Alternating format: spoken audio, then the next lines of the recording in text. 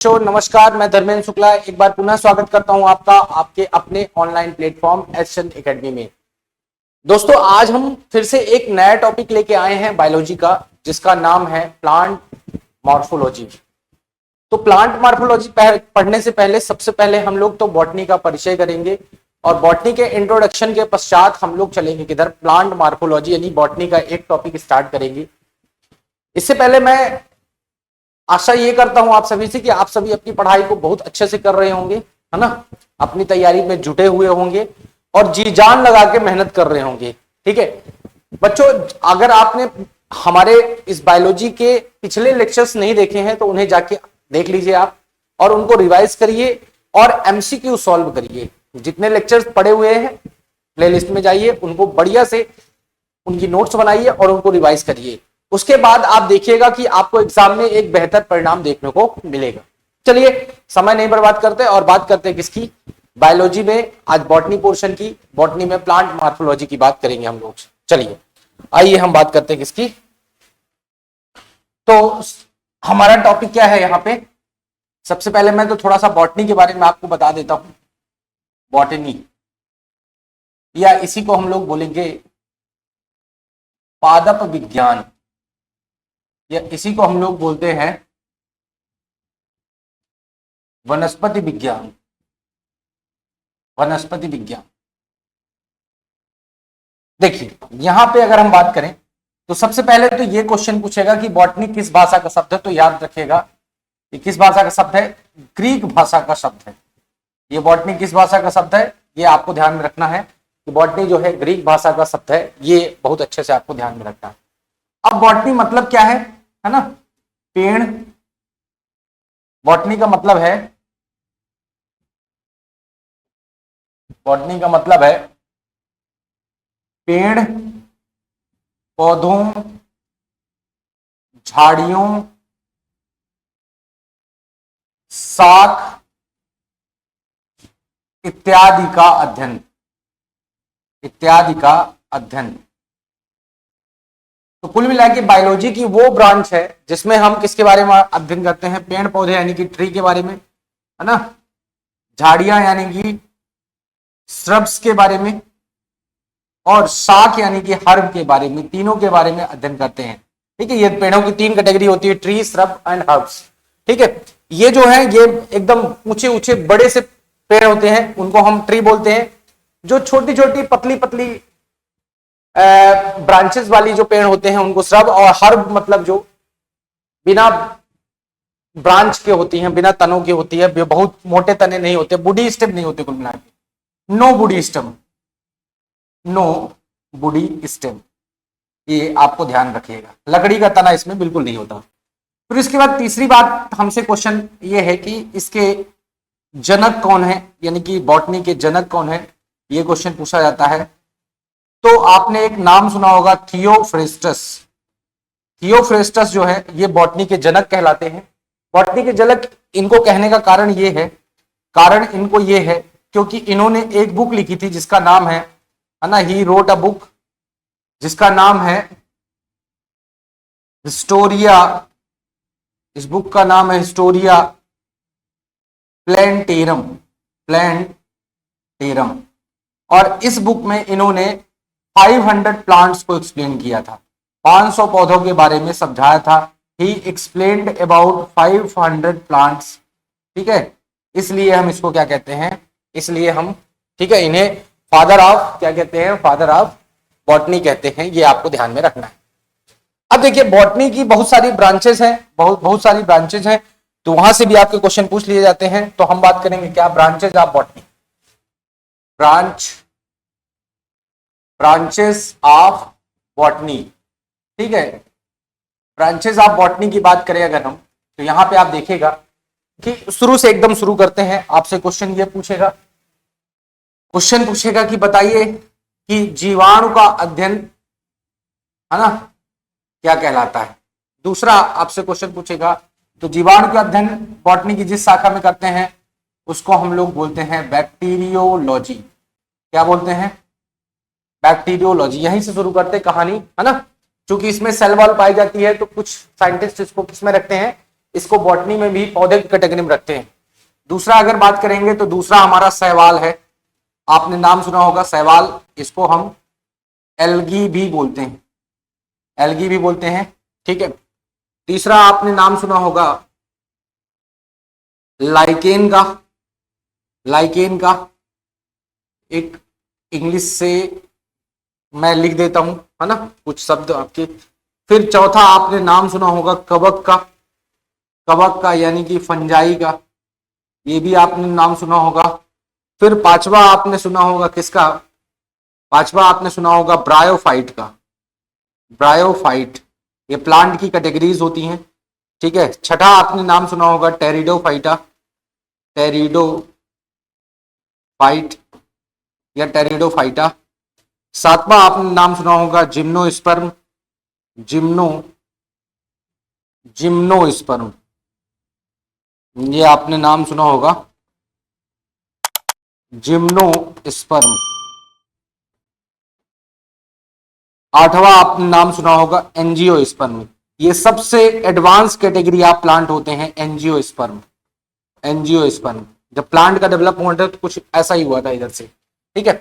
तो यहां पे bryophyte, bryophyte, pteridophyte, gymnosperm,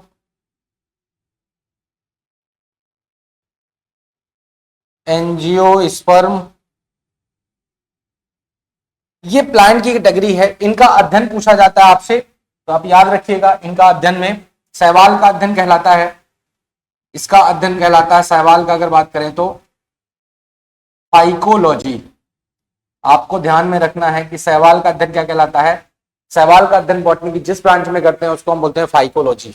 lichen का लाइकेनोलॉजी, लाइकेनो लाइकेनोलॉजी, लाइकेनोलॉजी।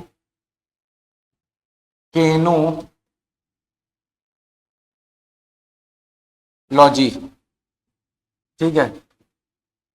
इसका करते हैं माइकोलॉजी, माइकोलॉजी। ब्रायोफाइट को कहते हैं, का अध्ययन कराते हैं ब्रायोलॉजी, ब्रायोलॉजी, ये ध्यान रखिएगा। टेरिडोलॉजी, टेरिडोलॉजी, लॉजी टेरिडोफाइटा का अध्ययन। ठीक है। जिम्नोस्पर्म का जिम्नोस्पर्मोलॉजी, जिम्नोस्पर्मोलॉजी, ये सारी साइंस की ब्रांच है। और इसका है एंजियोस्पर्मोलॉजी, एंजियोस्पर्मोलॉजी। तो ये बॉटनी की ब्रांचेज है जहां से आप क्वेश्चन पूछते हैं। इसके अलावा अगर हम इसको हम और देखना चाहें तो और भी हम देख सकते हैं। जैसे आपसे क्वेश्चन पूछेगा, बताइए कि पुष्प का अध्ययन क्या कहलाता है। पुष्प जीव विज्ञान का वैसा है ना। फल का अध्ययन क्या कहलाता है। ठीक है। तीसरा आपका बीज का अध्ययन क्या कहलाता है। परागकण का अध्ययन क्या कहलाता है। झाड़ियों का अध्ययन क्या कहलाता है, झाड़ियों का अध्ययन। घास का अध्ययन क्या कहलाता है। ठीक है। वर्गीकरण, प्लांट के वर्गीकरण का अध्ययन क्या कहलाता है। ठीक है। और पारिस्थितिकी का अध्ययन क्या कहलाता है, पारिस्थितिकी का अध्ययन क्या कहलाता है, यानी कि इन्वायरमेंट। परिस्थितियों को जो लोग ना जानते हो वो जान लें कि इन्वायरमेंट। तो यहां से भी आपके क्वेश्चन बन जाते हैं। तो याद रखिएगा, इनका अध्ययन पूछ लिया जाता है तो आपको ये सारी चीजें आपको याद रखनी। देखिए, पुष्प का अध्ययन जीव विज्ञान की जिस शाखा में करते हैं या बॉटनी की जिस शाखा में करते हैं उसको हम लोग बोलते हैं एंथोलॉजी। क्या कहते हैं, एंथोलॉजी। फल का अध्ययन कहलाता है पोमोलॉजी, पोमोलॉजी। बीज का अध्ययन कहलाता है स्पर्मो, स्पर्मोलॉजी, स्पर्मोलॉजी। परागकण का अध्ययन कहलाता है पैलिनोलॉजी, पैलिनोलॉजी। फिर झाड़ियों का अध्ययन कहलाता है, झाड़ियों का अध्ययन कहलाता है डेंड्रोलॉजी, डेंड्रोलॉजी। घासों का अध्ययन कहलाता है एग्रोइस्टोलॉजी। एग्रोइस्टोलॉजी, एग्रोइस्टोलॉजी। वर्गीकरण का अध्ययन कहलाता है टैक्सोनॉमी। टैक्सोनॉमी, ये आप ध्यान में रखना। पारिस्थितिकी का अध्ययन कहलाता है इकोलॉजी। इकोलॉजी, ठीक है।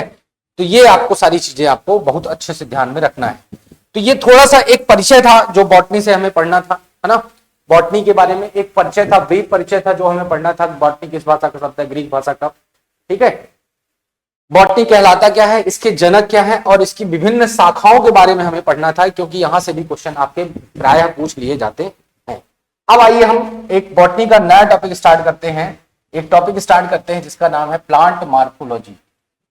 प्लांट, इसके पहले थोड़ा सा मैं और बता दूं आपको, यहाँ पे स्पेस क्रिएट करता हूं और दो तीन चीजें और बता देता हूं, तो उससे चीजें क्लियर होंगी थोड़ा सा।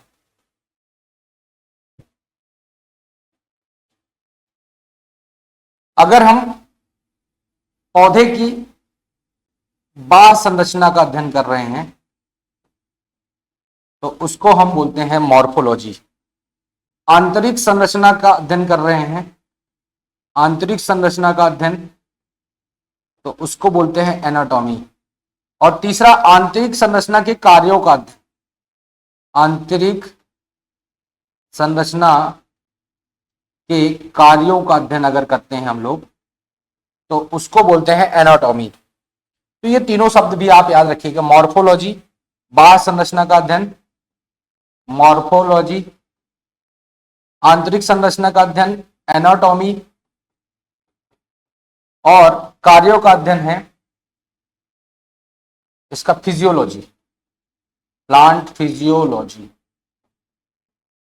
जैसे प्रकाश संश्लेषण कैसे होता है पौधों में, अगर हम ये पढ़ेंगे तो हम पढ़ेंगे किसमें? प्लांट फिजियोलॉजी में, ये ध्यान रखिएगा आप, ठीक है।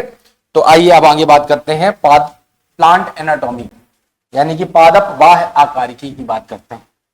किसकी बात करते हैं? प्लांट मॉर्फोलॉजी, माफ कीजिएगा, मॉर्फोलॉजी, यानी कि पादप बाह्य आकारिकी। ये हमारा आज का टॉपिक है जिसको हम लोग कोशिश करेंगे पढ़ने की, ठीक है। अब देखिए इसमें अगर हम बात करें प्लांट मॉर्फोलॉजी में, तो ये हमारा प्लांट बॉडी होती है। जो हमारा प्लांट बॉडी होता है यानी कि पादप शरीर होता है ना, ये एक पौधा है जिसका शरीर हो गया, सपोज करिए आप, है ना। अब इस पौधे के शरीर को हम दो भागों में डिवाइड कर सकते हैं, एक कायिक भाग, एक प्रजनन भाग, ठीक है।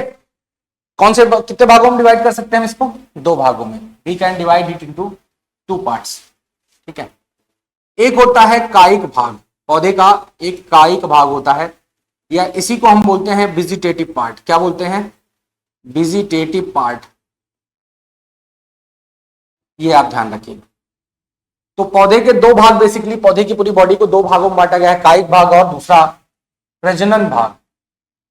प्रजनन भाग, और यहां से क्वेश्चन भी बन सकते हैं आपके, कैसे बन सकते हैं अभी बात करेंगे। रिप्रोडक्शन या रिप्रोडक्टिव पार्ट, रिप्रोडक्टिव पार्ट, तो दो पार्ट होते हैं इसके, कायिक भाग और दूसरा प्रजनन भाग, वेजिटेटिव पार्ट और रिप्रोडक्टिव पार्ट। इस कायिक भाग का कार्य क्या है? क्या है कायिक भाग? अगर इसकी बात करें तो देखिए, प्रजनन को छोड़ के पौधे की जितनी भी जैविक गतिविधियां होती हैं उनको परफॉर्म करने वाले भाग जो होते हैं वो कायिक भाग कहलाते हैं, ठीक है। तो जीवित रहने के लिए आवश्यक समस्त क्रियाओं को संचालित कौन करता है? को संचालित करते हैं कौन? ये कायिक भाग संचालित करता है।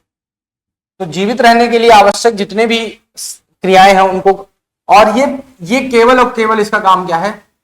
प्रजनन। पौधों में जो प्रजनन करना है वो किसका काम है ना। मतलब प्रजनन को छोड़ के जितनी क्रियाएं हैं वो कायिक भाग करता है और बाकी सब प्रजनन, ठीक है। इतना आपको ध्यान में रखना है।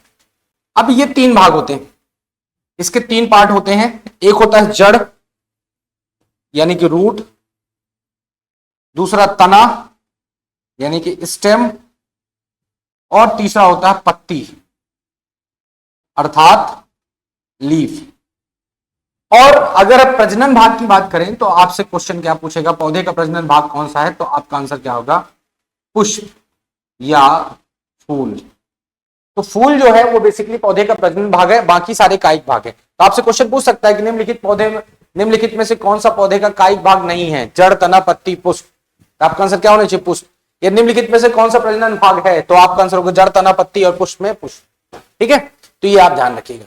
अब इनको एक एक करके हमें पढ़ना है, जड़ के बारे में पढ़ना है, तना के बारे में पढ़ना है, पत्ती के बारे में पढ़ना है और पुष्प के बारे में पढ़ना है यहां से।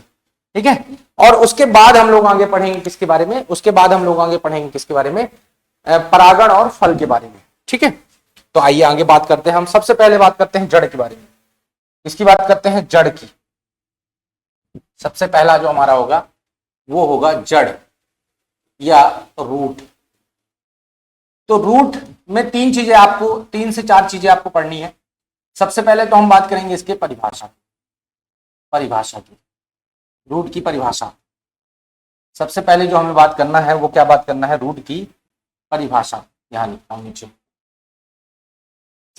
रूट की परिभाषा की बात करें कि आखिर रूट होता क्या है।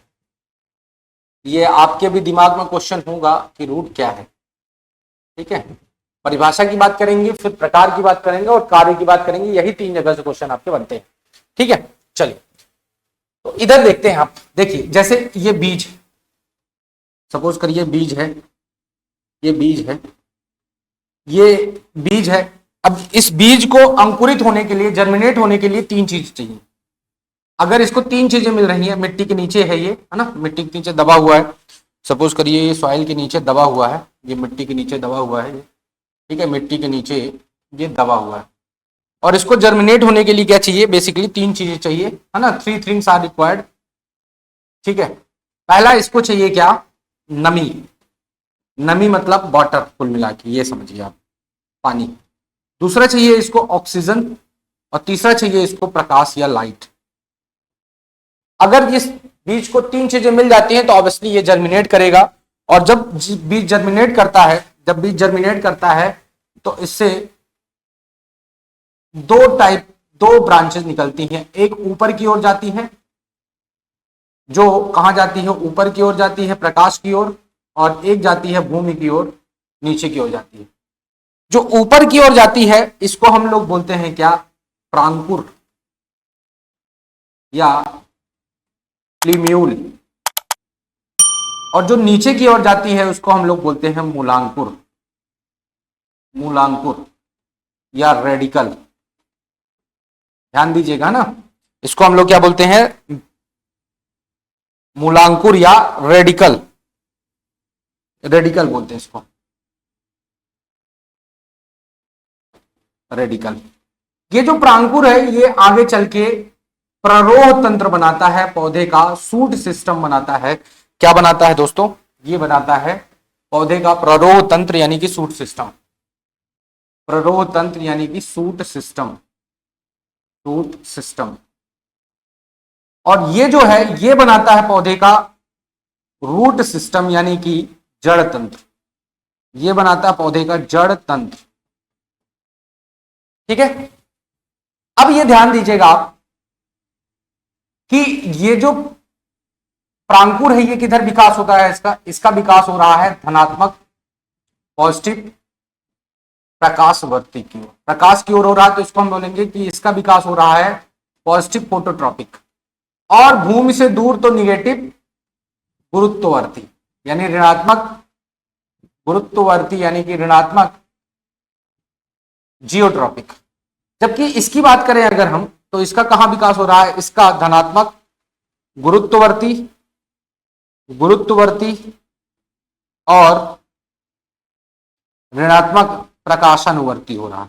यानी प्रकाश से क्या हो रहा है, प्रकाशानुवर्ती, प्रकाश से दूर जा रहा है। तो यहीं से हम पूरी कहानी बनाएंगे अपनी, इसी से हम लोग कहानी बनाएंगे। यहां से आपके क्वेश्चन भी बनते हैं और यहां से हमारी कहानी भी बनेगी। सबसे पहले क्वेश्चन परिभाषा है कि रूट क्या है। तो रूट जो है पौधे का क्या भाग है, कायिक भाग है। सबसे पहला तो यही है पौधे का कायिक भाग है। कैसा भाग है? हम पढ़ चुके हैं, कायिक भाग है जो विकसित होता है कहां से? विकास जिसका होता है, आपसे क्वेश्चन पूछे कहां से? बीज के मूलांकुर से। कहां से होता है? बीज के मूलांकुर से। और धनात्मक धनात्मक गुरुत्ववर्ती धनात्मक गुरुत्ववर्ती एवं ऋणात्मक ऋणात्मक एवं क्या है? ऋणात्मक प्रकाशनवर्ती वृद्धि करता है। ऋणात्मक प्रकाशनवर्ती वृद्धि करता है। तो ये परिभाषा हो गई कि बीज जो जड़ जो है पौधे का कायिक भाग है जो बीज के मूलांकुर से विकसित होता है तथा धनात्मक प्रकाशनवर्ती, धनात्मक गुरुत्ववर्ती एवं ऋणात्मक प्रकाशनवर्ती वृद्धि करता है। ठीक है, तो ये आपकी परिभाषा हो गई। अब इसके बाद हम बात करते हैं किसके प्रकार की? इसके प्रकार की। तो अगर जड़ के प्रकार की बात करें तो जड़ बेसिकली 3 प्रकार की होती है। कितने प्रकार की होती है? जड़ बेसिकली 3 प्रकार की होती है। एक होती है मुसला जड़, मुसला जड़ जिसको हम लोग बोलते हैं टैप रूट। दूसरी होती है अपस्थानिक जड़, अपस्थानिक जड़ जिसको हम लोग बोलते हैं एडवेंटियस रूट, एडवेंसियस रूट। और तीसरी जो होती है वो होती है हमारी क्या? रेशेदार जड़, रेशेदार जड़। ये आपको ध्यान में रखना है जिसको हम लोग बोलते हैं फाइब्रस रूट, फाइब्रस रूट। अब इसमें से इन तीनों अगर बात करें, हम इन तीनों की बात करें तो बेसिक डिफरेंस तो ये देख लेते हैं कि इनका ओरिजिन कहां से होता है। देखिएगा, है ना, ये जो है ये बीज के मूलांकुर से निकलती है। किससे निकलती है? ये केवल यही जड़ है जो बीज के मूलांकुर से निकलती है। ये पौधे के किसी भी भाग से निकल सकती है, पौधे के किसी भी भाग से निकलती है, मूलांकुर से नहीं निकलती। किसी भाग से निकलती है लेकिन मूलांकुर से नहीं निकलती है, आपको ये ध्यान में रखना है, अभी हम बात करेंगे। और ये है, ये तने के आधार से निकलती है, बेस से निकलती है, एकदम तने के नीचे से निकलती है और बहुत सारी निकलती हैं। ये देखिए आप, छोटी छोटी बहुत सारी तने के बेस से निकलती हैं। ठीक है, तो मुसला जड़, अपस्थानिक जड़ और रेशेदार जड़, ये 3 प्रकार की जड़ें होती हैं। मुसला जड़, अपस्थानिक जड़ और रेशेदार जड़ के बारे में अभी हम डिटेल में बात करने वाले हैं। चलिए आइए सबसे पहले हम बात करते हैं किसके बारे में? मुसला जड़ के बारे में बात करते हैं। पहला जो है हम बात करते हैं किसके बारे में? मुसला जड़ या टैप रूट के बारे में। टैप रूट के बारे में, मुसला जड़ के बारे में, जहां से क्वेश्चन आपके पूछे जाते हैं उसी की केवल हम लोग बात करेंगे। पहला पॉइंट ये ध्यान रखिएगा, ये उत्पत्ति कहां से होती है इसकी, इस जड़ की? तो इसकी उत्पत्ति होती है बीज के मूलांकुर से। बीज के मूलांकुर से विकसित होती है, ये अभी बात हमारी हो चुकी है। दूसरा पॉइंट अगर बात करें हम, तो ये भूमि में गहराई तक जाती है। कहां तक जाती है? भूमि में अत्यधिक गहराई तक जाती है ना। तो भूमि में अगर बात करें हम, भूमि में ये अत्यधिक गहराई तक जाएंगे, अत्यधिक गहराई तक जाते हैं, है ना, तक जाएंगी। तीसरा चीज, ये जो जड़ें हैं ये प्राथमिक, द्वितीयक एवं तृतीयक जड़ों में विभक्त हो जाती है। ठीक है, तो तीसरी बात क्या है? ये जड़ें प्राथमिक, द्वितीयक एवं तृतीयक जड़ों में विभक्त होती है। तृतीयक जड़ों में विभक्त होती है। अब प्राथमिक, द्वितीयक, तृतीयक जड़ों में विभक्त का मतलब देख लीजिए थोड़ा सा। ये सपोज करिए ये आपका तना हो गया और ये भूमि के नीचे हो गई, तो ये मेन जड़ हो गई, ये मेन जड़ हो गई। इसी मेन जड़ से एक सेकेंडरी रूट निकलेगी, एक दूसरी जड़ निकलेगी, है ना, सेकेंडरी रूट निकलेगी। और इसी सेकेंडरी से एक तीसरी निकलेगी जिसको हम लोग बोलेंगे क्या? Tertiary root. यहां से निकलेंगे क्या? Tertiary root. तो आपका ये जो है ना प्राथमिक जड़ है, ये प्राथमिक जड़ हो गई आपकी, ये प्राथमिक जड़।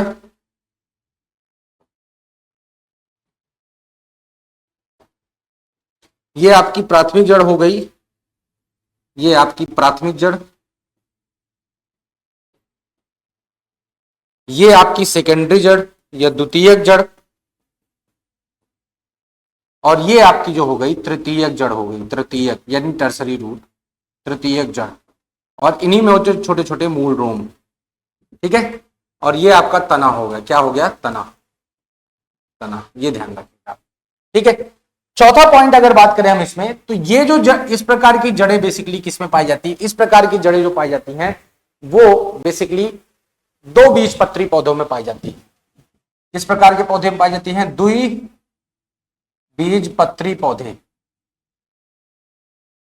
जैसे एग्जाम्पल आम हो गया, है ना, चना हो गया, मसूर हो गया, ठीक है, इन सभी में पाई जाती है ये जड़ें जो होती है। अब ये जो मुसला जड़ें हैं ये रूपांतरण भी शो करती हैं, रूपांतरण भी शो करती हैं, जहां से आपके क्वेश्चन पूछ लिए जाते हैं। तो मुसला जड़ों का रूपांतरण, रूपांतरण का मतलब क्या होता है, भी बात करते हैं हम। मुसला जड़ों का रूपांतरण, रूपांतरण इसका मतलब ये होता है कि ये जड़ें जो हैं भोजन का संग्रहण करके अपने आकार में परिवर्तित कर लेती हैं, या भोजन को संग्रहण करके अपने आकार में परिवर्तित कर लेती हैं, तो इन्हें रूपांतरित जड़ें कहते हैं, ठीक है। तो ये जड़ें भोजन का संग्रहण करके अपने आकार में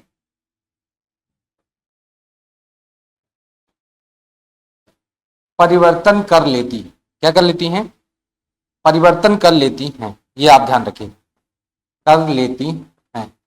अब चूंकि अपने आकार में परिवर्तन कर लेती हैं, इसलिए इनको हम इस कारण इन्हें क्या कहते हैं, रूपांतरित जड़ें कहते हैं, मॉडिफाइड रूट कहते हैं, रूपांतरित जड़ें कहते हैं,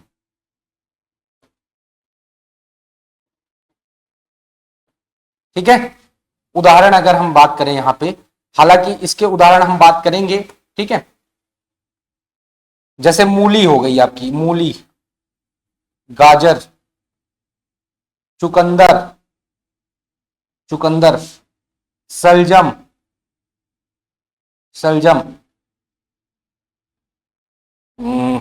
इत्यादि, ये हम बात करने वाले हैं। चलिए आइए बात करते हैं इनकी, ठीक है। ये आपको समझ में आ गया होगा। अब कुछ इन रूपांतरित जड़ों के प्रकार हैं, तो इनको भी देख लेते हैं, है ना, इनको तरीके से देख लेते हैं। जड़ों का रूपांतरण के प्रकार देखिए, जड़ों के रूपांतरण के प्रकार की बात करें तो यहां पे हम लोग बात करने वाले हैं ये बेसिकली 6 प्रकार की। सबसे पहले तो बात करेंगे हम तुर्क रूप जड़, तुर्क रूप जड़। फिर दूसरा हम लोग बात करेंगे संक रूप जड़। फिर तीसरा हम लोग बात करेंगे कुंभ रूप जड़, ठीक है। फिर उसके बाद हम लोग बात करेंगे क्या, कांदिल जड़, पिंडक जड़, और हम लोग बात करेंगे इसकी, तीसरा हम लोग बात करेंगे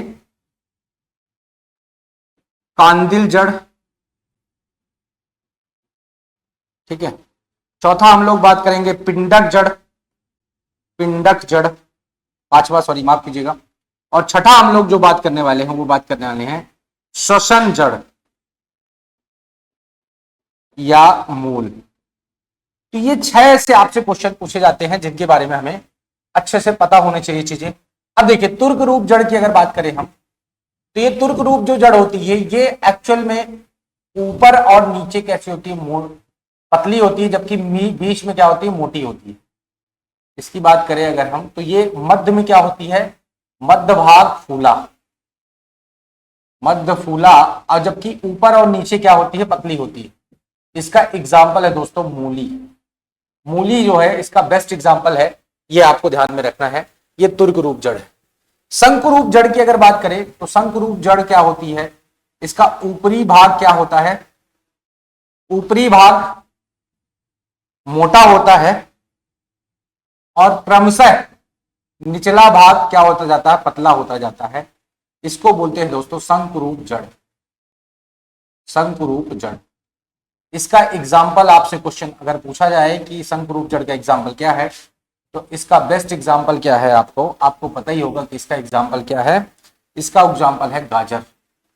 गाजर जो है ये एग्जाम्पल है शंकु रूप जड़ का, ये आपको ध्यान में रखना है। तीसरा अगर बात करें कुंभ रूप जड़, इसमें जो ऊपर का पार्ट है वो फूला हुआ, लेकिन अचानक सडन नीचे का पार्ट कैसा हो रहा है, पतला हो रहा है। ऊपर का पार्ट फूला हुआ लेकिन नीचे का पार्ट जो है सडनली या एकाएक क्या हो रहा है, पतला हो रहा है। ये आपको ध्यान में रखना है। तो ये जो हो गया ये आपका क्या हो गया, कुंभ रूप जड़ हो गया। कैसा हो गया, कुंभ रूप जड़ हो गया।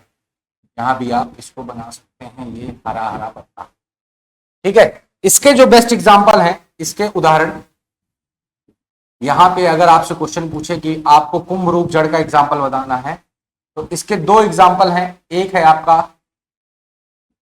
चुकंदर, एक बेस्ट एग्जाम्पल क्या है आपका, चुकंदर,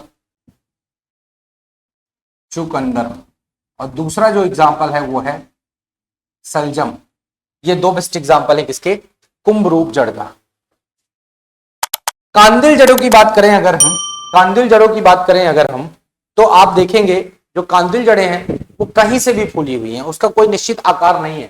देखिए कांदिल जड़ों की बात करें अगर हम, तो ये कहीं से भी उभरी हुई हैं, कहीं से भी फूली हुई हैं, इनका कोई निश्चित वो नहीं है, उभार नहीं है। ये कांदिल जड़ें हैं, ये कांदिल जड़ें हैं। और इसका बेस्ट एग्जाम्पल आप सबको पता है कि जो शकरकंद है, शकरकंद, ये एक प्रकार की कांदिल जड़ है। फिर उसके बाद अगर हम पिंडक जड़ें की बात करें, तो पिंडक जड़ों में क्या होता है, बेसिकली ये जड़ें भूमि के नीचे जो होती हैं, यहां पे भूमि के नीचे इसमें कई कई जगह पे इसमें उभार आ जाते हैं अचानक। ये गांठ टाइप की संरचना पाई जाती है ना, बहुत सारी मोतियों की माला की तरह।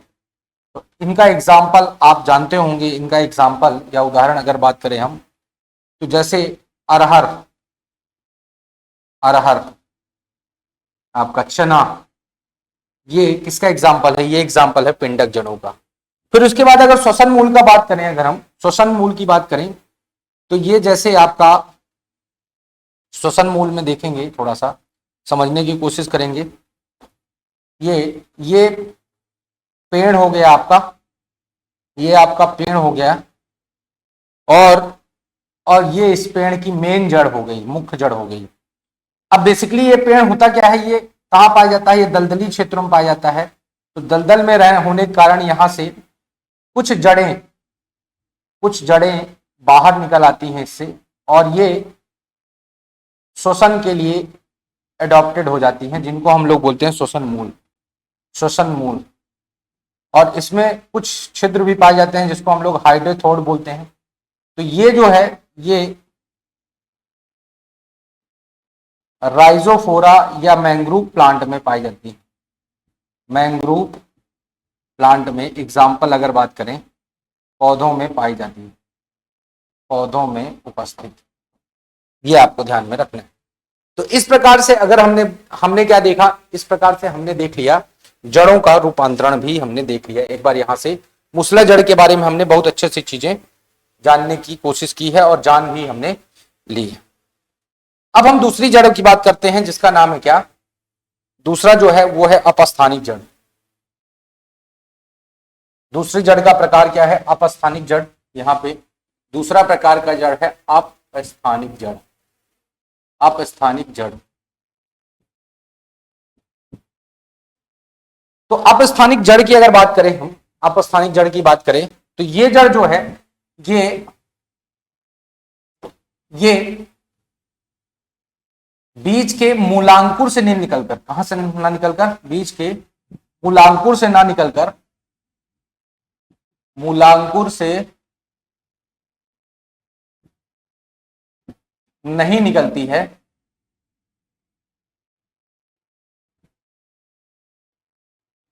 बल्कि पौधे के किसी अन्य भाग से निकलती है, किसी अन्य भाग से निकलती है, ये आपको ध्यान में रखना, निकलती है। ठीक है, इनकी बात करें तो ये भूमि में गहराई तक नहीं जाती हैं, गहराई तक नहीं जाती हैं, गहराई में नहीं जाती हैं बहुत ज्यादा। प्राथमिक, द्वितीयक एवं तृतीयक जड़ में विभक्त नहीं होती, विभक्त नहीं होती, ये भी आपको रखना है ध्यान। और ये बेसिकली दो बीजपत्री पौधों में पाई जाती है। किसमें पाई जाती है? द्विबीजपत्री पौधों में, द्विबीजपत्री पौधों में पाई जाती है, ये आपको ध्यान में रखना है। ठीक है, अब कुछ अपस्थानिक जड़ें भी अपने रूप में, यानी भोजन का स्टोरेज करने के लिए, भोजन का नहीं बेसिकली, ये अलग अलग कार्य करने के लिए रूपांतरित होती हैं, भोजन का नहीं। तो ये अब अपस्थानिक जड़ों के, अपस्थानिक जड़ों के रूपांतरण, जड़ों के रूपांतरण के बारे में हम लोग पढ़ते हैं थोड़ा सा, क्योंकि यहां से भी कई बार क्वेश्चन पूछे गए हैं। तो अपस्थानिक जड़ों के रूपांतरण की बात करें तो सबसे पहले तो आरोही जड़, आपने नाम सुना होगा। दूसरा अवरोही जड़, तीसरा स्तंभ जड़ें, चौथा अभिपादप जड़ें, पांचवा चूसक जड़ें, छठा प्रकाश संश्लेषी जड़ें, प्रकाश संश्लेषी जड़ें। तो ये बेसिकली जो जड़ें हैं ये 6 प्रकार की होती हैं। आरोही जड़ें, अवरोही जड़ें, स्तंभ जड़ें, अभिपादप जड़ें, ठीक है, प्रकाश संश्लेषी जड़ें, इनके बारे में हमें पढ़ना है, ये इसको हम देखते हैं। चलिए सबसे पहले हम लोग बात करते हैं किसकी? आरोही जड़ों की बात करते हैं। किसकी बात करते हैं? आरोही जड़ों की बात करते हैं। तो देखिएगा ना, इनको सारों को हम लोग पढ़ने की कोशिश करते हैं। आरोही जड़ें, आरोही जड़ें, तो बेसिकली ये जड़ें जो होती हैं, ये जैसे ये एक पौधा है,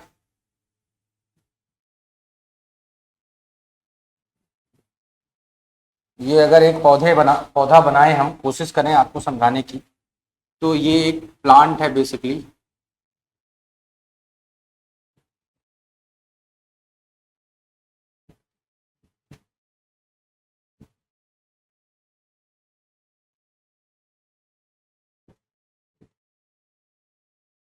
तो ये जड़ें बेसिकली नोड से निकलती हैं। ये पौधे का क्या हो गया? ये नोड हो गया, ये नोड हो गया, ये इंटर नोड हो गया।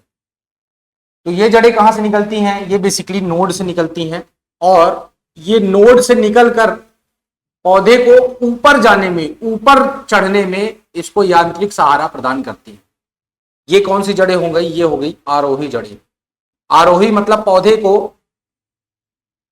जड़ें, तो पौधे के नोड से निकलकर, कहां से निकलती हैं? नोड से निकलकर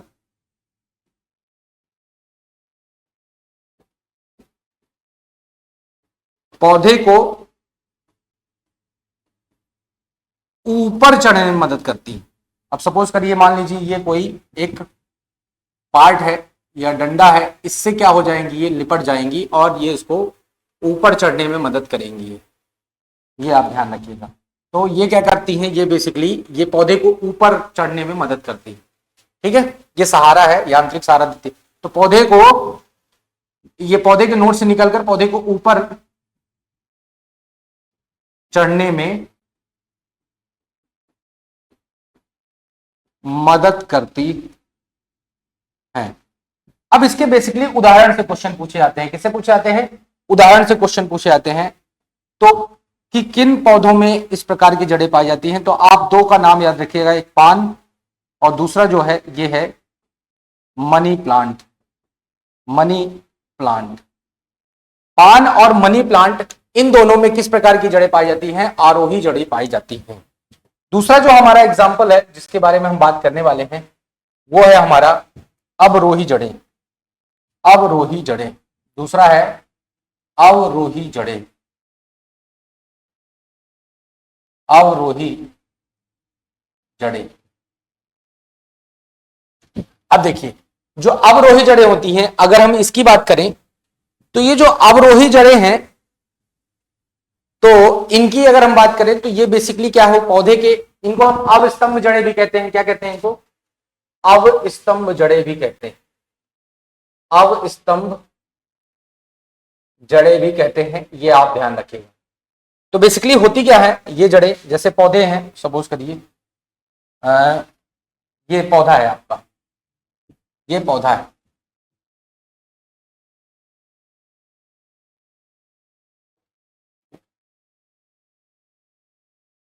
ये पौधा है। पौधा बेसिकली मैं बता देता हूं आपको, इसमें उदाहरण सबसे पहले तो आप जान लीजिए तो आपको, ठीक है।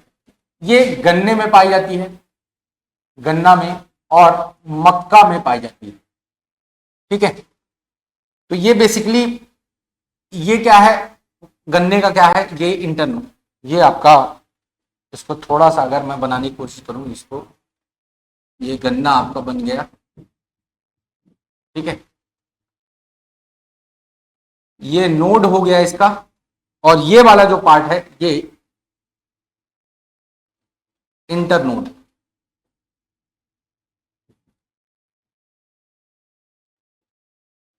ये जो पार्ट है ये कौन सा है, ये इंटरनोड है। तो नोड और इंटरनोड आप समझ गए होंगे, ये इंटरनोड है, इंटरनोड। तो ये जड़ें बेसिकली कहां से निकलती हैं? ये जड़ें बेसिकली इस नोड से निकलकर जमीन में प्रवेश कर जाती हैं। ये नोड से निकलकर जमीन में प्रवेश कर जाती हैं और बेसिकली क्या करती हैं, पौधे को यांत्रिक सहारा देने का काम करती हैं। ये आपका क्या हो गया, ये आपका जमीन हो गया, ये मिट्टी हो गई। तो ये आपकी कौन सी जड़ है? ये आपकी जड़ हो गई कौन सी? ये आपकी है अवरोही जड़। अवरोही जड़ या अवस्तंभ जड़ें, ठीक है। ये पौधे के लगभग निचले ही पार्ट से निकलती है, नोड से निकलती है और जमीन में धस जाती है, प्लांट के निचले पार्ट से निकलती है। तो ये जड़ें पौधे के निचले पार्ट से निकलकर भूमि में प्रवेश कर जाती है तथा उसे यांत्रिक सहारा देती है। बेसिकली आपको ये चीजें समझ में आ गई होंगी। तो ये आरोही हो गई, ये अवरोही जड़ें होंगी। अब हम बात करते हैं तीसरा, स्तंभ जड़ की। किसकी बात करते हैं? स्तंभ जड़ की। तीसरा जो आपका प्रकार है वो है स्तंभ जड़। स्तंभ जड़ें, तो स्तंभ जड़ों की बात करें बेसिकली तो कुछ पौधे बहुत बड़ी बड़ी शाखाओं वाले होते हैं, और वो इतनी बड़ी शाखाओं वाले होते हैं कि उनको यांत्रिक सहारा देने के लिए उनकी शाखाओं से कुछ जड़ निकलती हैं और वो जमीन पे वो जाके क्या हो जाती हैं, धस जाती हैं, मिट्टी के अंदर घुस जाती हैं, ताकि उनको यांत्रिक सहारा प्रदान किया जा सके। जैसे बरगद हो गया, बरगद, पीपल, इनकी जड़ें जो होती हैं ये क्या करती हैं, ये कैसी जड़ें हैं, ये आपकी अवस्तंभ जड़ें हैं। ये पौधे हैं, है ना, ये आपका पौधा हो गया, और ये पौधा काफी बड़ा, बहुत बड़ी बड़ी शाखाओं वाले होते हैं। तो इन पौधों से कुछ जड़ें निकलती हैं इनकी शाखाओं से, और ये जड़ें जमीन में प्रवेश कर जाती हैं और ऐसा लगता है जैसे कोई पिलर या स्तंभ है, ठीक है। तो इनको हम लोग इसीलिए पिलर रूट या स्तंभ जड़ें भी कहते हैं। स्तंभ जड़ें, स्तंभ जड़ें, ठीक है। इसका एग्जाम्पल अगर आपसे क्वेश्चन पूछा जाए तो बरगद। बरगद में बेसिकली इस प्रकार की रबड़ का पौधा, रबड़ के पौधे में भी इस प्रकार की जड़ें पाई जाती हैं। तो ये दो एग्जाम्पल याद रखिएगा। ये क्या करती हैं, इनका काम क्या होता है बेसिकली, ये बेसिकली ये बृहद पौधों के तने से निकलकर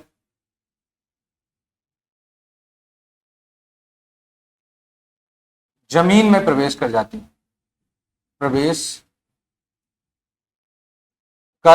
हैं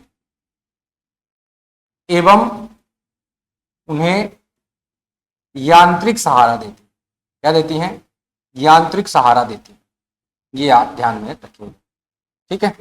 चौथा अगर हम बात करें, चौथी जड़ की बात करें अगर हम, तो चौथी हमारी जड़ कौन सी हो गई, एपीफाइट या अभिपादप जड़ें। अभिपादप जड़ें, चौथी जड़ कौन सी है, अभिपादप जड़ें, ठीक है। तो इस प्रकार की जड़ें बेसिकली इस प्रकार की जड़ों में एक प्रकार का ऊतक पाया जाता है जिसका नाम है बेलामिन ऊतक, ठीक है। तो इस प्रकार की जड़ों में एक ऊतक पाया जाता है ना, ऊतक पाया जाता है और उस ऊतक का नाम है क्या, बेलामिन ऊतक। क्या नाम है, बेलामिन ऊतक। और इस ऊतक का कार्य क्या है, ये वायु से नमी अवशोषित करता है, वायु से नमी एब्जॉर्ब करता है। इसका उदाहरण आप ध्यान रखिएगा, इसका उदाहरण है ऑर्किड। ऑर्किड जो है, orchid is the best example, है ना, ऑफ एपीफाइट रूट, ठीक है। तो ये हो गया हमारा अभिपादप जड़ें। नेक्स्ट जो है चूसक जड़ें हैं और प्रकाश संश्लेषी जड़ें हैं, दो जड़ें और बची हैं।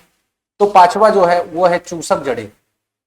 चूसक जड़ें ये बेसिकली अमरबेल के पौधे में पाई जाती है। किसमें पाई जाती है, अमरबेल में। इसमें बेसिकली होता क्या है, जैसे एक होस्ट प्लांट होता है, सपोज करिए ये कोई प्लांट है, ये होस्ट प्लांट हो गया, ये एक पौधा हो गया, इसको हम बोलेंगे होस्ट प्लांट। अब ये जो पौधा है, ये अमरबेल का पौधा जो होता है, ये इस प्लांट से क्या हो जाता है, चिपक जाता है।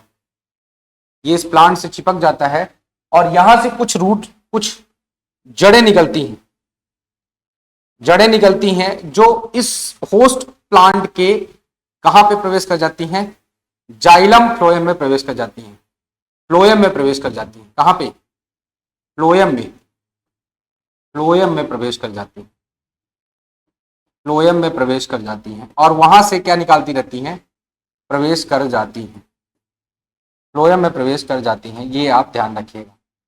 और जब फ्लोएम में प्रवेश कर जाती हैं तो फ्लोएम से क्या निकालती हैं, इस फ्लोएम से भोजन का चूषण करती रहती हैं, भोजन को चूसती हैं या निकालती हैं, इसलिए इनका नाम पड़ा है चूसक जड़ें। ये बेसिकली अमरबेल जो है, अमरबेल क्या है, इसके पास ये परजीवी पौधा है, दूसरे पौधे पर रहता है, वहीं से भोजन प्राप्त करता है।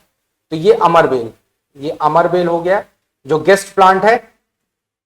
अमरबेल कैसा प्लांट है, गेस्ट प्लांट है, और ये होस्ट पे रहता है, होस्ट प्लांट पे रहता है और वहीं से उससे भोजन प्राप्त करता है, ठीक है, आप ध्यान रखिएगा।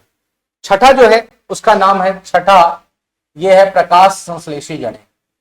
प्रकाश संश्लेषी जड़ें। तो अगर हम प्रकाश संश्लेषी जड़ों की बात करें तो ये जो प्रकाश संश्लेषी जड़ें हैं, ये बेसिकली क्या होती हैं, ये जो है ट्रापा या सिंघाड़ा पौधे में पाई जाती है। किसमें पाई जाती है, सिंघाड़ा में। और इसकी जड़ों में प्रकाश संश्लेषण होता है, यानी कि ये क्या करती हैं, प्रकाश संश्लेषण करती हैं, क्योंकि इनकी जड़ों में क्या होता है, क्लोरोफिल होता है। क्या होता है, क्लोरोफिल पाया जाता है। अब क्लोरोफिल पाया जाता है इसलिए क्या करती हैं, प्रकाश संश्लेषण करती हैं, ठीक है, इसलिए इनको प्रकाश संश्लेषी जड़ें कहते हैं। इससे उदाहरण से याद रखिएगा आप, उदाहरण क्या है इसका उदाहरण ट्रापा यानी कि सिंघाड़ा। ये आपको समझ में आ गया होगा। चलिए अब नेक्स्ट हम बात करते हैं किसकी, तीसरी प्रकार की जो जड़ है उसका नाम है क्या, रेशेदार जड़। तीसरी जो जड़ है वो रेशेदार जड़ या फाइब्रस जड़। यहां से बहुत इंपॉर्टेंट क्वेश्चन नहीं बनते हैं, फाइब्रस रूट बोलते हैं इसको, है ना, रेशेदार जड़ या फाइब्रस रूट, फाइब्रस रूट।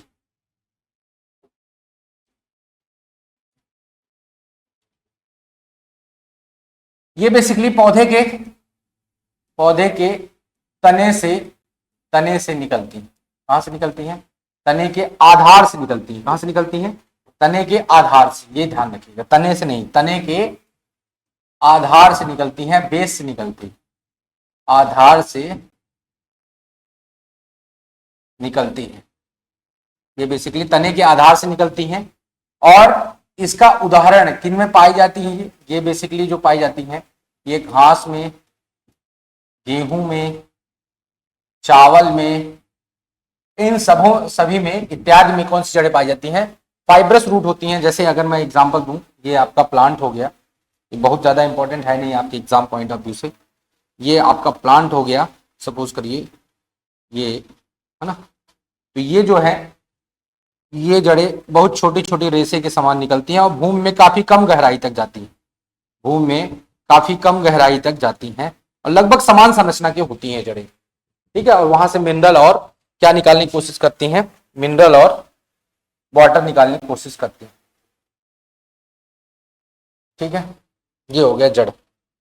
तो जड़ के कार्य की बात करें, अब जड़ जो हम लोग पढ़ रहे हैं उसमें जड़ के कार्य की बात करें अगर हम, तो अगला है, यहां पे हम लोग कर रहे हैं जड़ों के कार्य।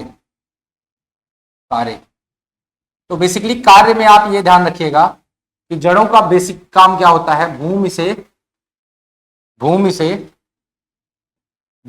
से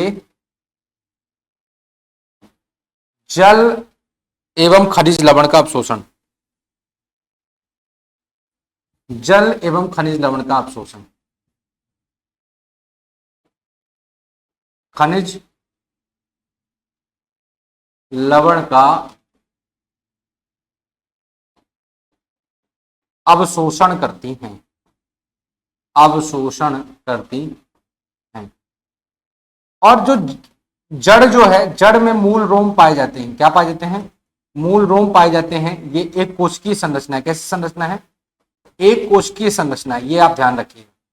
मूल रोम एक कोशिकीय संरचना है और यही जो है वो जल को अवशोषण करते हैं। मूल रोम जल का अवशोषण करते हैं। क्वेश्चन पूछा जाता है आपसे कि जड़ों में कौन सा भाग अवशोषण करता है।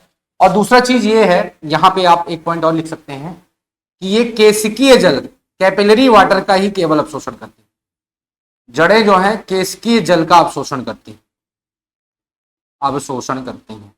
यहां से भी क्वेश्चन आपका आ सकता है। जड़ें जो हैं केशिकीय जल का अवशोषण करती हैं, ये भी आपको ध्यान में रखना है। तो इस तरह से ये जड़ जो है, ये जड़ वाला टॉपिक जो है हमारा खत्म होता है। अब हम बात करेंगे इसकी तने की।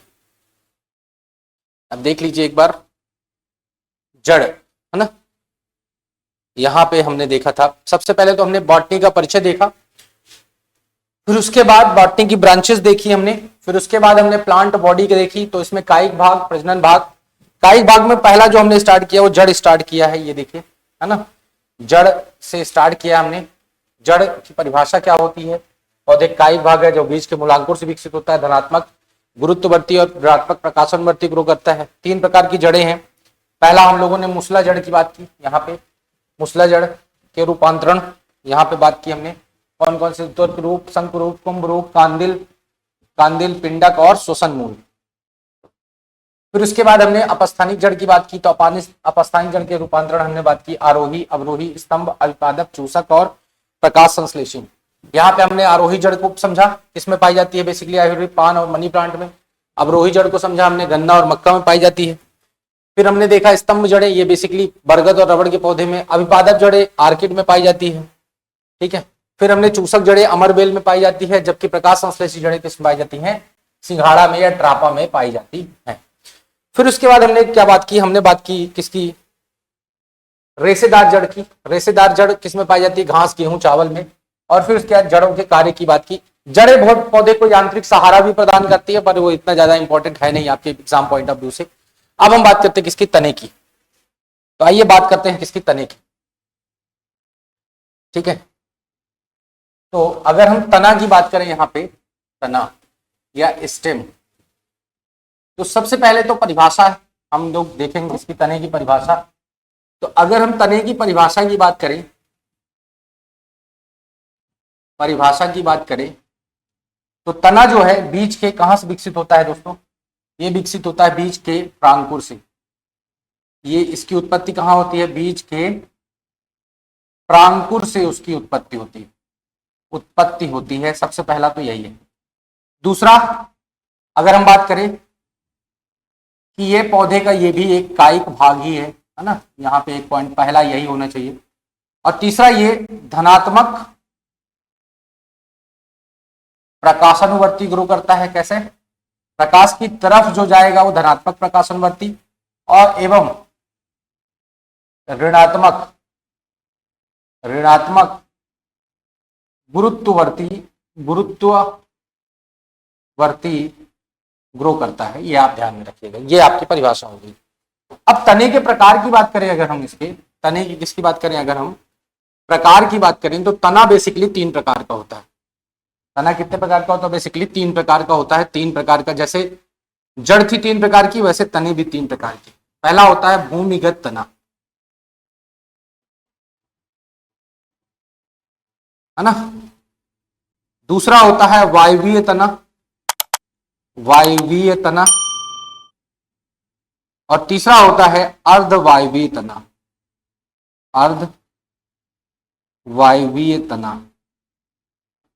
ठीक है। अब वायवीय अर्धवायवीय का हम यहां पे डिस्कस कर लेते हैं, जबकि भूमिगत तने को हम नेक्स्ट स्लाइड में डिस्कस करेंगे। वायवीय तना जो जमीन के बाहर होता है, ऐसा तना जो जमीन के बाहर होता है, ऑब्वियसली बाहर होता है, उसको हम लोग बोलते हैं वायवीय तना। जैसे उदाहरण अगर मैं दूं तो आम, पीपल, बरगद, है ना, जितने भी पेड़ होते हैं लगभग उसमें कैसा तना पाया जाता है? उसमें लगभग वायवीय तना ही पाया जाता है, लगभग सब में, है ना। फिर अर्धवायवीय मतलब आधा भाग जमीन के अंदर, ऐसा तना जिसका आधा भाग किसके अंदर होता है? जमीन के अंदर, और आधा भाग जमीन के बाहर पाया जाता है। उसको हम कहते हैं क्या? अर्धवायवीय तना। इसका बेस्ट एग्जांपल है क्या? इसका बेस्ट उदाहरण है दूब घास में अगर आप देखोगे तो आधा तना कहां पाया जाता है? आधा तना जमीन के अंदर पाया जाता है और आधा तना जमीन के बाहर।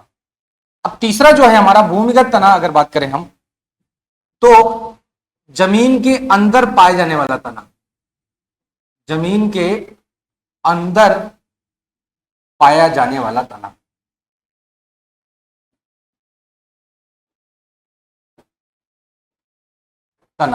ये भूमिगत तना कहलाता है।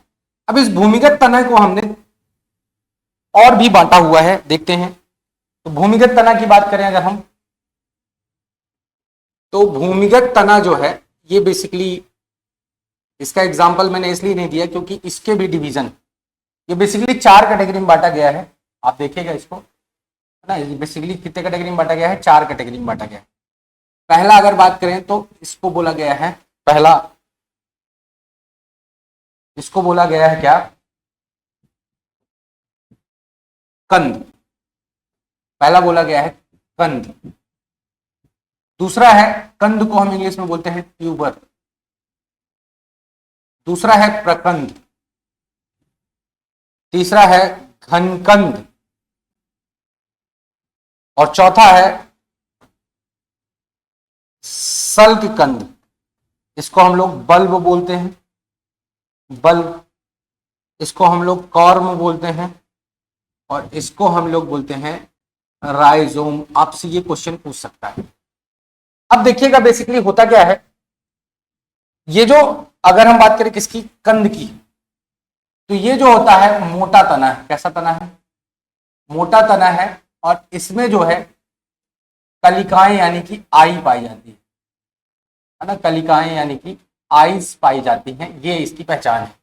और इसका जो उदाहरण है, आपसे क्वेश्चन पूछेगा कि उदाहरण, तो ये सब भूमिगत तो नहीं है, लेकिन इसका उदाहरण क्या है, आलू। आलू इसका बेस्ट एग्जांपल है, ये आपको ध्यान में रखना है। आलू जो है इसका क्या है, बेस्ट एग्जांपल है, ये आपको ध्यान में रखना है। प्रकंद की बात करें अगर हम, तो प्रकंद जो है ये क्षैतिज तना है। कैसा तना है, भूमि के अंदर क्षैतिज होता है, तो क्षैतिज तना है, और इसमें स्पष्ट स्पष्ट नोड एवं इंटर नोड होते हैं।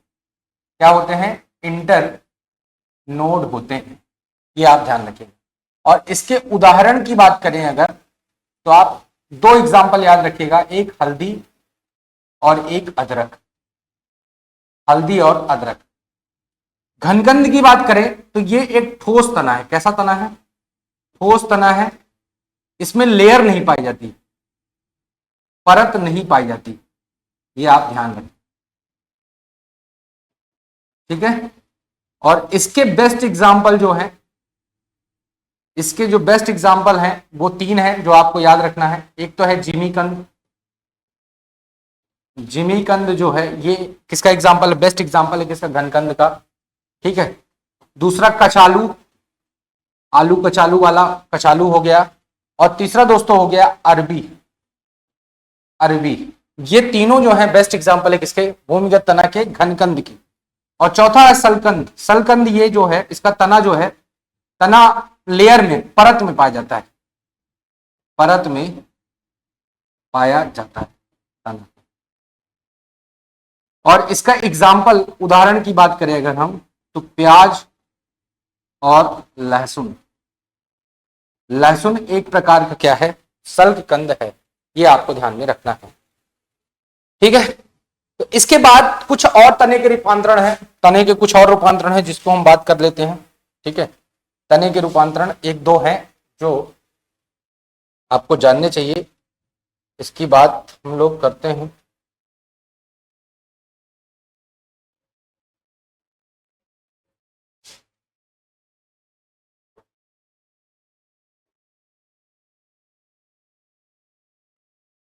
चलिए, तने का दो रूपांतरण और है, एक है स्तंभ सूल और एक है पर्णाभ स्तंभ। दो एग्जाम्पल और है रूपांतरण के, स्तंभ सूल और पर्णाभ स्तंभ, ठीक है। तो बेसिकली इसमें, इसकी अगर हम बात करें, इसमें मैं आपको समझा देता हूं और एग्जाम्पल लिखा देता हूं। स्तंभ सूल मतलब जो स्तंभ तना होता है वो किसकी तरह, कांटों की तरह हो जाता है। जैसे आप देखोगे अनार वगैरह में, अनार में है ना, इसका एग्जाम्पल क्या है, इसका एग्जाम्पल है अनार, ठीक है, ये बेस्ट एग्जाम्पल है। और पर्णाभ स्तंभ मतलब स्तंभ जो है पत्तियों के समान मांसल हो जाता है, जैसे नागफनी है, तो नागफनी में है ना, ये तना जिसमें कन्वर्ट हो जाता है, तने का रूपांतरण है ना, तने का रूपांतरण, ये हमने देख लिया, ठीक है। अब हम बात करते हैं तने का कार्य। तने का कार्य, यहीं पे बात कर लेते हैं, तने का कार्य। अगर हम तने की कार्य की बात करें तो सबसे पहले तो तने का कार्य क्या है, तना जो है वो उसमें पाए जाते हैं, देखिए बेसिकली तना जो है ये तना हो गया, तने के अंदर पाए जाते हैं संवाहन ऊतक। ये क्या है, संवाहन ऊतक है बेसिकली, ये वाले, ये जो है ना, इसको हम लोग तो बोलते हैं वस्कुलर बंडल या संवाहन ऊतक, ठीक है।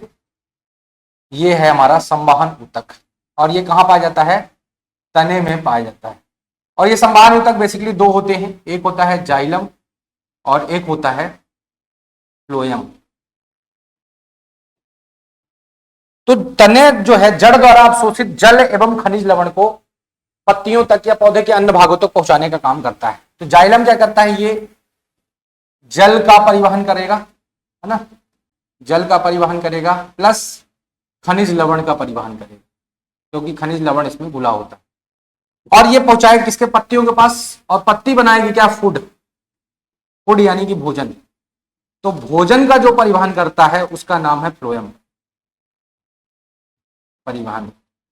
साथ ही फ्लोएम जो है ये एनुअल रिंग भी बनाती है, एनुअल रिंग या वार्षिक वलय, जिससे पौधे की उम्र का पता चलता है, पौधे की उम्र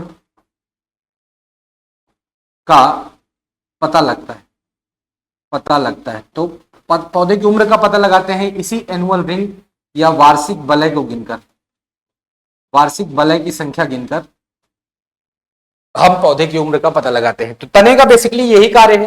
तने का क्या कार्य है? पौधे द्वारा या जड़ द्वारा अवशोषित जल एवं खनिज लवण को पौधे के अन्य भागों तक पहुंचाना और पत्तियों द्वारा निर्मित भोजन को पौधे के विभिन्न भागों तक पहुंचाने का कार्य कौन करता है?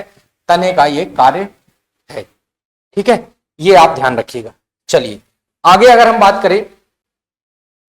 बात करें तो एक बार इसको देखते हैं फिर से। आगे अब बात करें अगर हम, तो आगे हमारा है क्या? पत्ती। तो पत्ती और फल और साथ में परागण, पत्ती पुष्प फल परागण, ये जो है ये हम नेक्स्ट क्लास में कवर करने की कोशिश करेंगे। आज की क्लास काफी लंबी हो जाएगी, इसलिए हम इसको यहीं पे बाइंड अप करते हैं। नेक्स्ट क्लास में प्लांट मार्फोलॉजी का पार्ट 2 कंटिन्यू रखेंगे और उसमें हम लोग क्या करेंगे? इसको कवर करने की कोशिश करेंगे। तब तक के लिए दीजिए इजाजत। Thank you so much.